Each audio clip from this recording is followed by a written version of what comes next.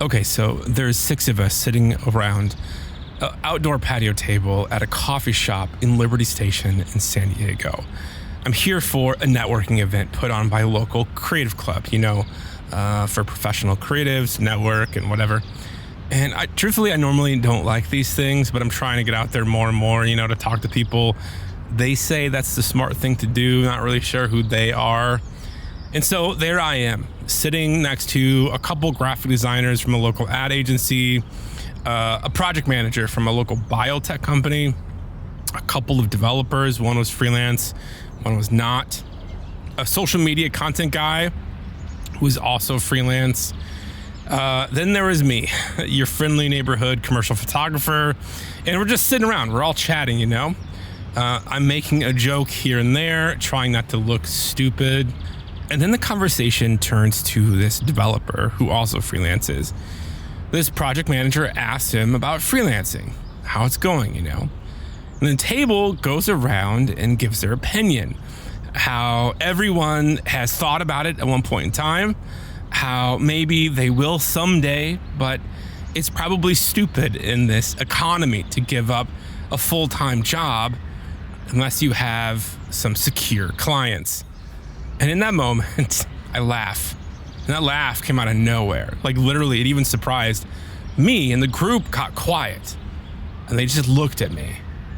Shit, I thought to myself. I have to say something. Well, it is hard.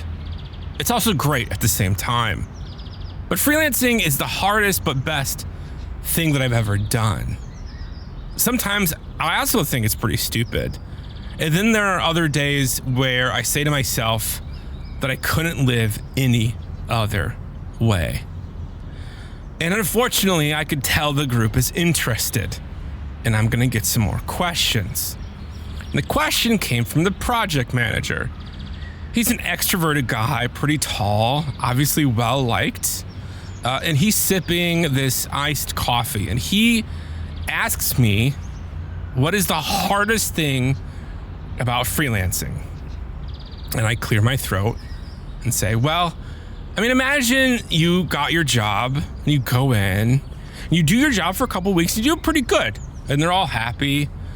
You collect your paycheck, and then you leave, you peace out. And then you're back looking for another job. Sometimes with freelancing, you have jobs lined up. You have leads that you're working on, conversations happening, multiple conversations happening.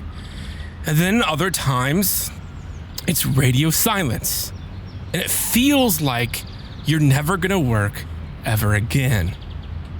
And the group is now quiet. They're just sort of sipping their drinks, looking at their phone, a couple of them. And I can't tell if they're waiting for me to finish or genuinely interested in this conversation. I continue, but it's good though.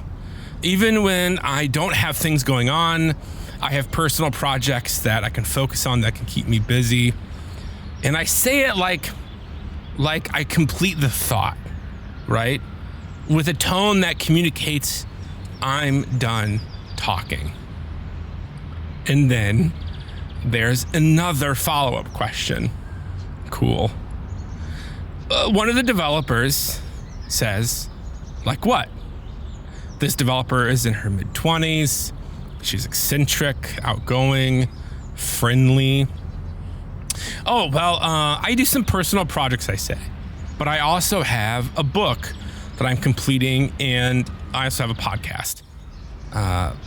When I say it, I instantly regret it because I know there's more follow-up questions that are about to hit me. Podcast? Book? The project manager says, sipping his drink again. Yeah, I wrote a book called Lessons from a Terrible Photographer, and my podcast is for creatives.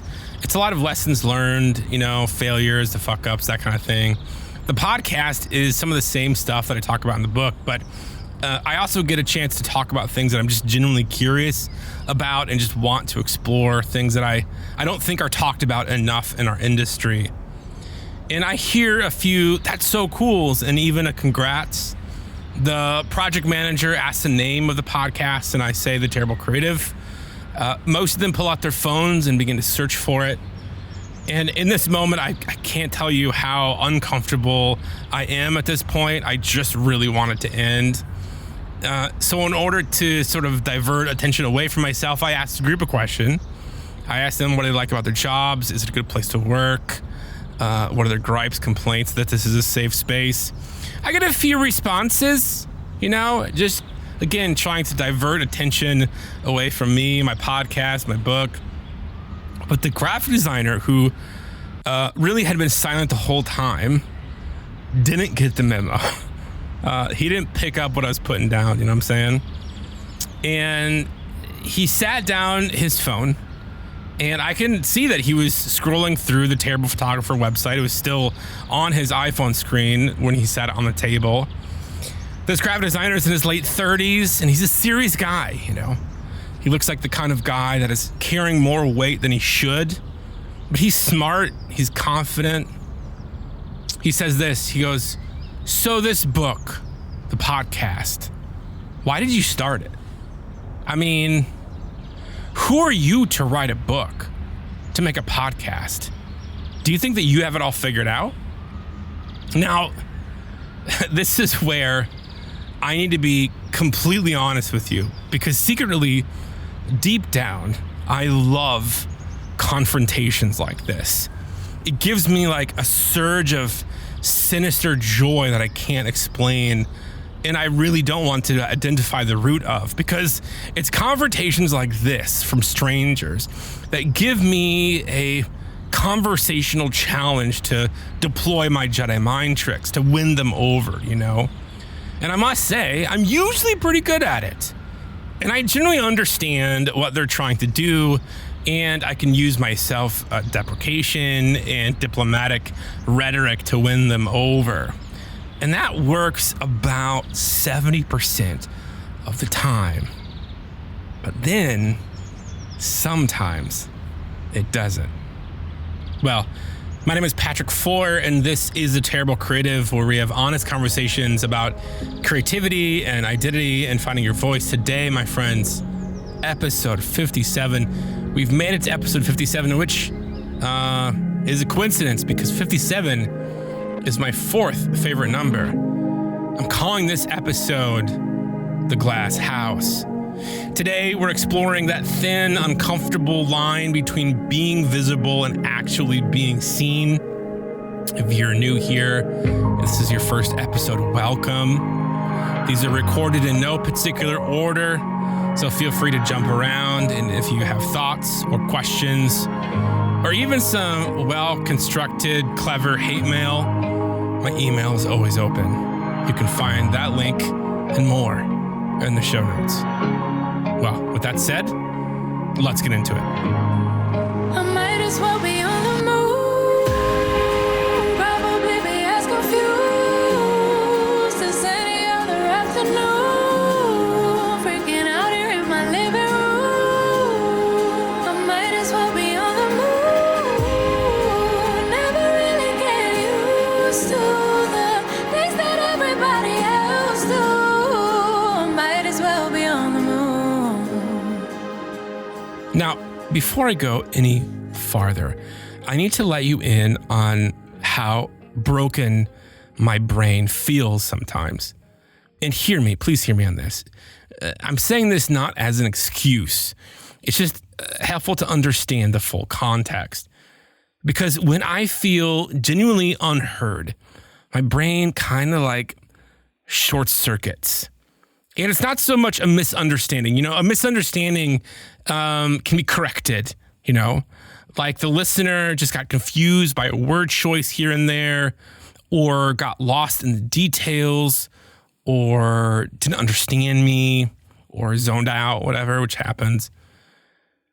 But being unheard is it's something different, Maybe you can relate to this. Unheard is when I say something clearly, right? To the best of my ability to be clear. And the other person either can't or won't listen. So, for example, right? If I say to somebody, let's call him Brian. If I say to Brian, I think pour over coffee is the best way to make coffee because it extracts the most flavor from the bean while not scorching or watering it down. And then Brad says, well, pour over coffee is terrible because I make my coffee with little plastic cups that has a machine that makes it for you. But then I say, you're talking about convenience. I'm talking about the flavor of the actual coffee. And those are two separate conversations. And then Brian says, the machine K-Cup coffee is better. It tastes just like your pour over. No, Brian, it absolutely fucking doesn't. Now, please hear me on this. One, I'm really passionate about coffee. But two, I will go back and forth with Brian until Brian understands that pour over is about flavor extraction and not convenience. I will use every analogy and argument and conversational debate tactic, whatever I can think of for him to understand. I will go as long as it takes. Because here's the thing. My brain cannot comprehend what's going on here, right? Even saying it right now, this fake conversation with a fake guy named Brian, it gives me some low-level anxiety. I know. How level 1 autistic is that? So when this graphic designer sitting adjacent to me asks his question, I do the thing that I'm ready for. I'm diplomatic. I make jokes at my own expense. I try to disarm him. I tell him that I work really hard not to position myself as a guru.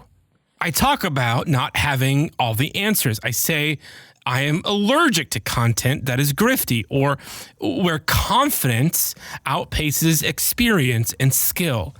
I say that I've been a full-time creative since 2010, how I started as a junior level designer and worked my way up, working in all sorts of environments and all sorts of teams in various creative capacities.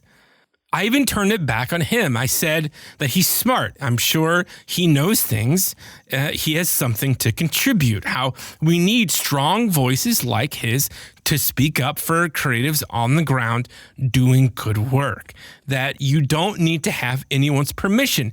You can just make the thing and ship it.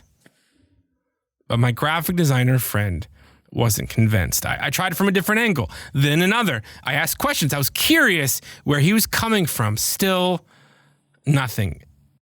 And then I could feel the energy shift at the table.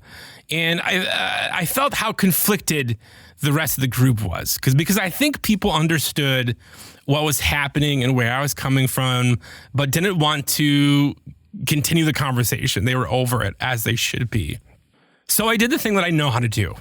I made a self-deprecating joke and I gave him the ground that he wanted. I said, you might be right. You're probably right. But we'll see though, I guess. Time will tell. I mean, who knows? Maybe the only copies that will sell will be to my mom. Which is funny in and of itself because my mom could absolutely give a shit about my book. That's a whole other conversation. But when I said that, the table laughed. It broke the tension. And the conversation naturally moved on. And my graphic designer friend stopped asking questions and just sat there.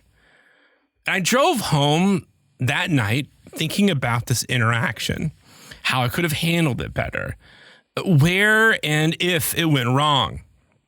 But more than that, though, I wondered why it was so hard for me to talk about the things that I work on personally. This podcast, the one that you're listening to, the thing that I devote so much of my bloody time to. And I realized in that moment that this guy was Brian. Brian was him. They're one and the same. Brian was the graphic designer. Brian was holding up this metaphorical K-cup, this Keurig cup, and telling me it was just as good as my pour-over. Except in this scenario, the K-cup was my resume. He was obsessed with the convenience of the credential, right? The who are you and the what makes you the expert. Really, it's the external machinery that justifies a person's right to speak. He really got hung up on that level of authority. And I was just, in that moment, just trying to talk about the flavor, the essence of the bean, man. I was trying to have a conversation about the heart and intent of the work. I was talking about the actual nuanced notes of the creative struggle, the failures, the late nights, the parts of being a creative that actually means something, I was offering the why, and he just refused to leave the how. And this is when the short circuit happens, because it's a specific kind of exhaustion that when you're trying to share the best of what you've made, and the other person is just checking to see if you have the right credentials to be standing there.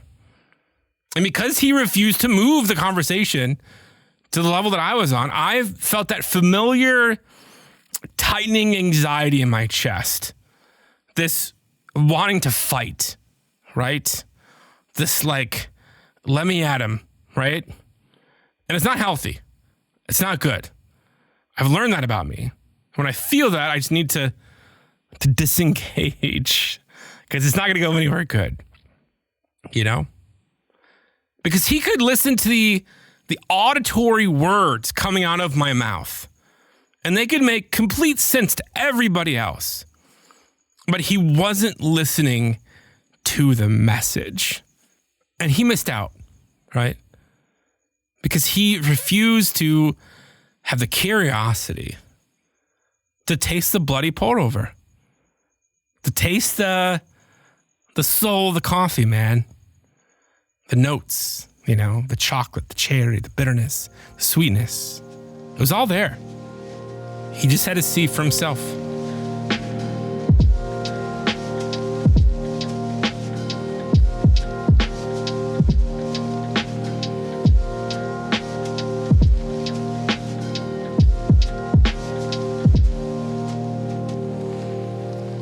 So I started thinking a while back about how we all play characters in our lives, how we become a curated main character, and that's how we show up in the world, and how sometimes, without realizing it, we build ourselves into a glass house.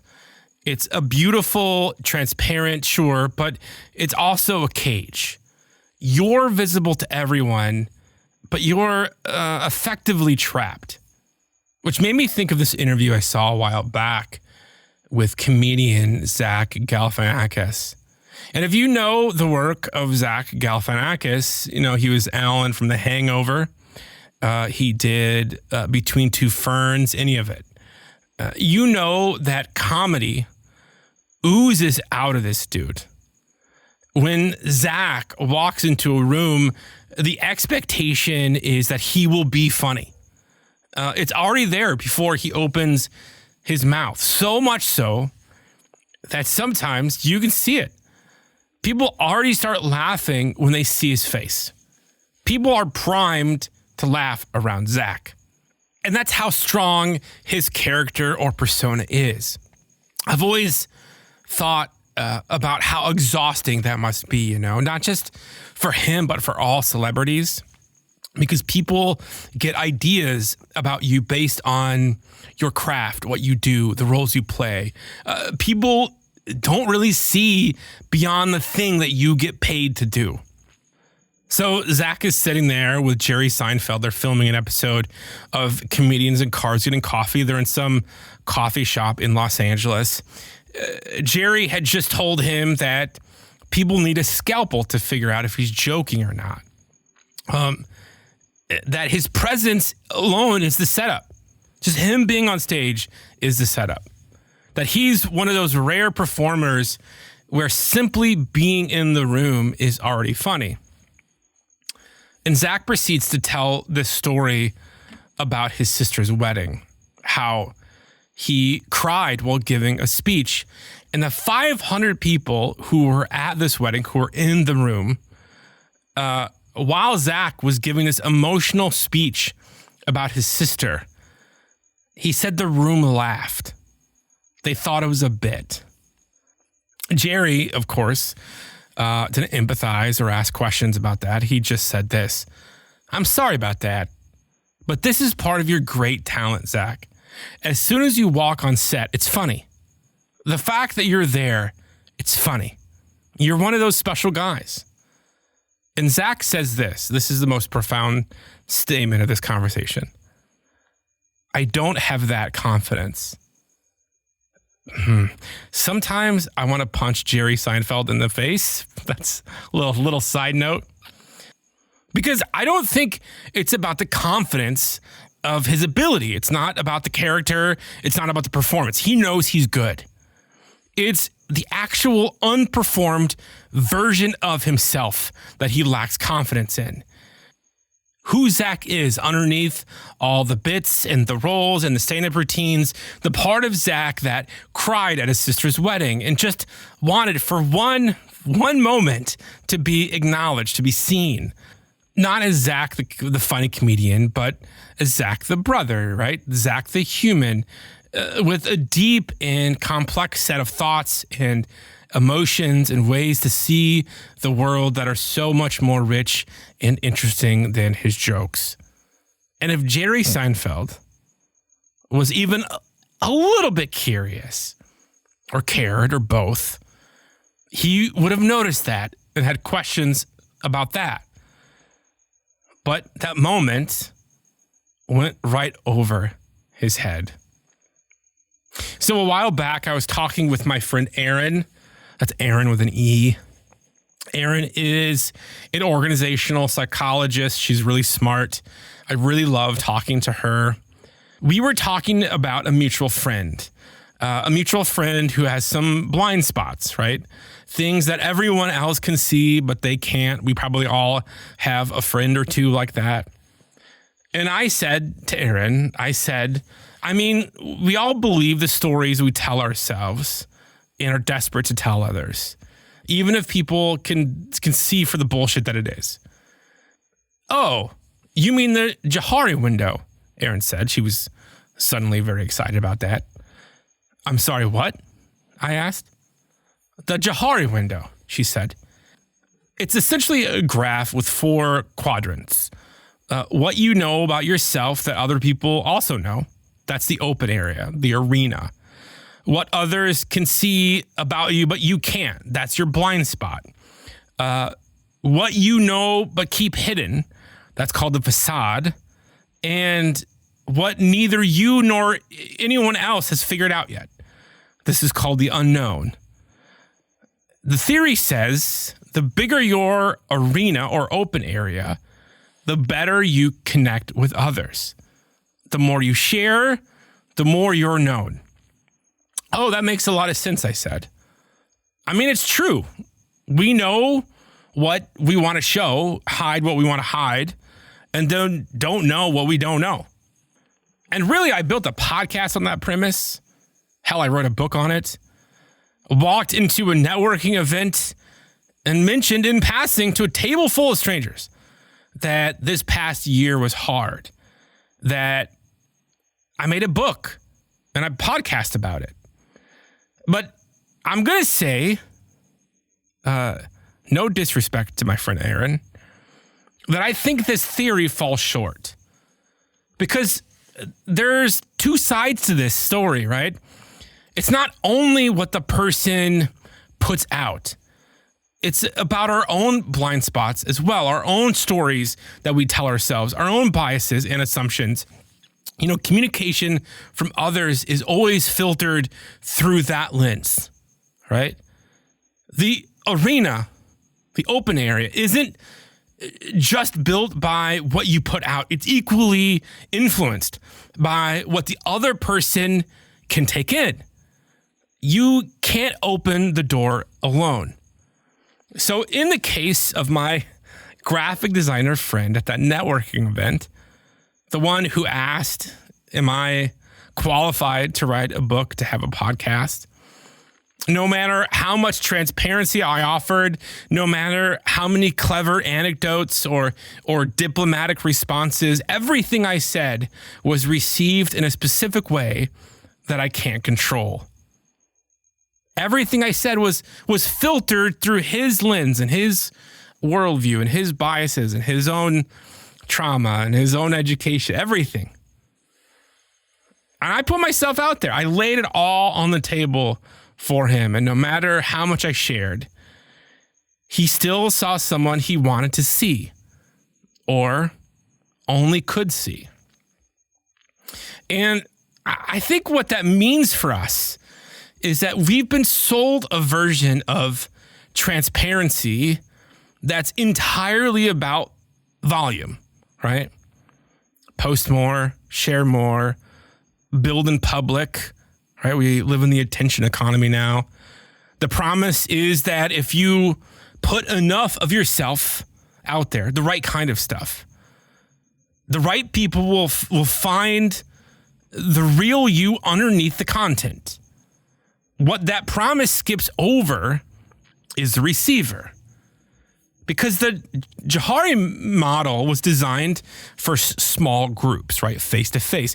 Relationships that were built over time with real feedback loops. A window between two people in a room who act in good faith and have the intellectual honesty and maturity and curiosity to understand each other.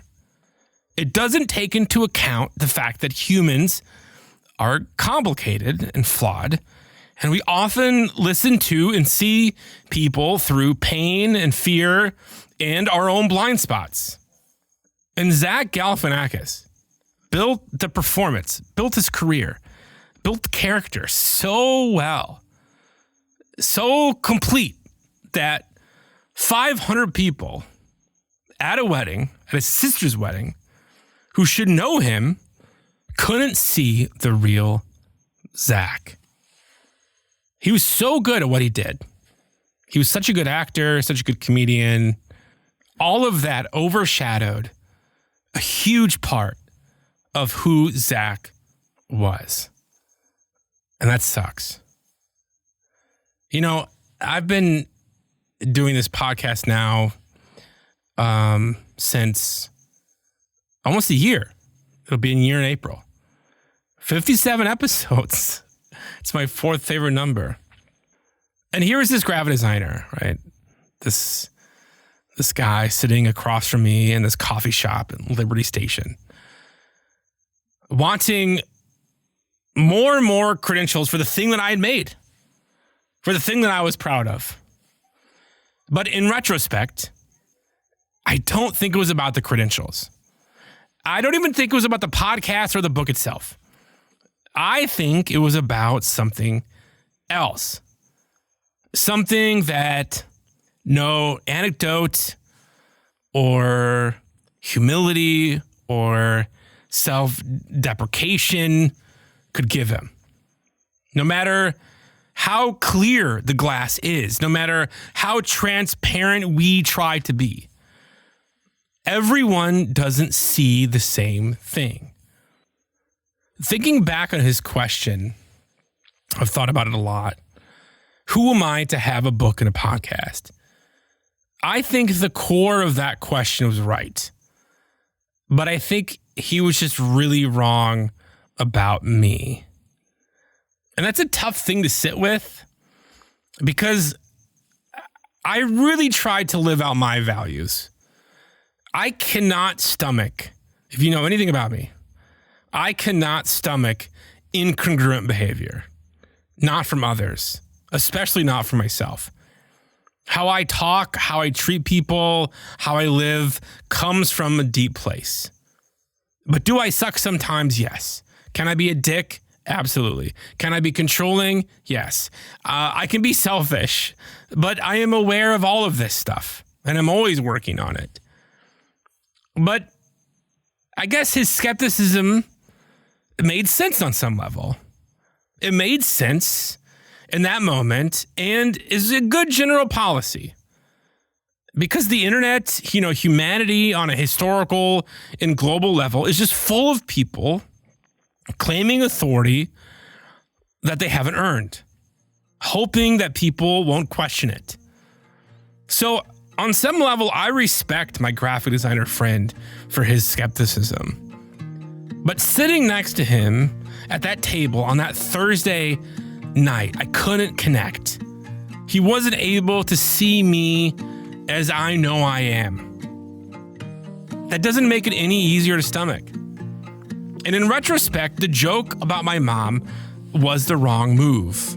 I think in that moment, when I made that joke, I was conceding the moment. I made myself small enough that we could all be comfortable, so I could relieve the pressure in the moment, so I could get a laugh, so I could put a Band-Aid on my ego.